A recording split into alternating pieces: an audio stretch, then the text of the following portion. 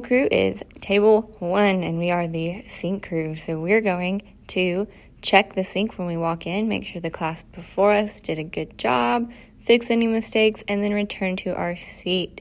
At the end of the day, dirty paintbrushes will be in the bathtub if we painted, and I need to wash all of the paintbrushes.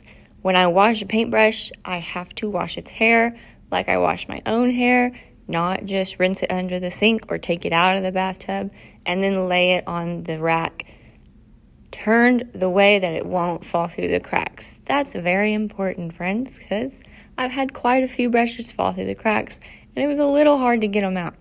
So make sure you're turning it the opposite way of the lines in the rack, washing the hair on every single brush and laying it down on the rack.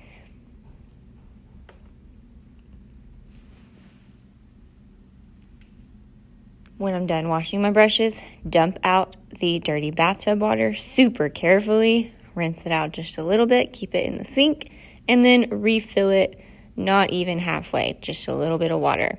Now, I need to also do this to all of the water cups, dump out any dirty water that was left, fill it up only almost halfway, and return it to the paint tray. Sometimes I'll ask you to go ahead and put 2 paintbrushes on the paint tray to set up for the next class. If you're on yellow or blue team, make sure you only use the back handle and turn it on very slowly. Go ahead and mark off table 1's job because you have finished it with a whiteboard marker, not a Sharpie. Table 2, our job in the beginning of class is to pass out any art that needs to be passed out to everyone. It might not just be your team.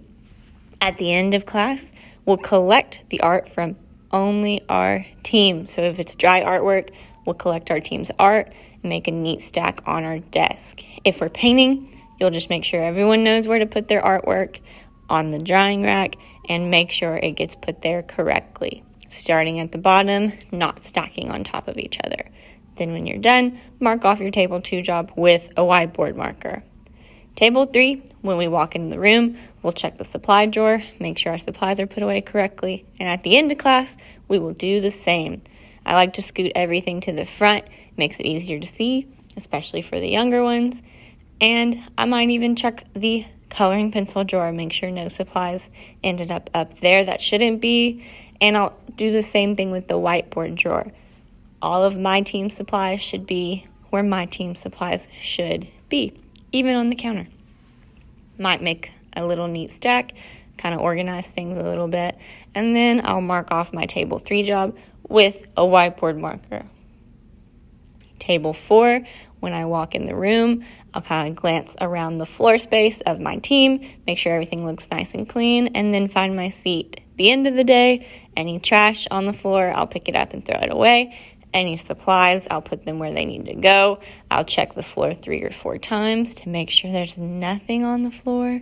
Throw away the trash, put away the supplies, and mark off my number with a whiteboard marker. Table 5, you have a similar job, checking the tables, making sure they're in beautiful straight lines, there's no spills, no supplies left out, and you'll do the same thing at the end of class, putting away anything left out, wiping up any messes, and making sure the tables look nice and clean.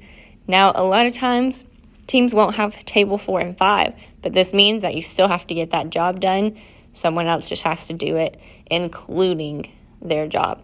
So if I'm table 2 and I finish my job really fast, no one's sitting at table 5, I'll go ahead and do table 5's job too, making sure the tables are in straight lines in those boxes and mark off my number.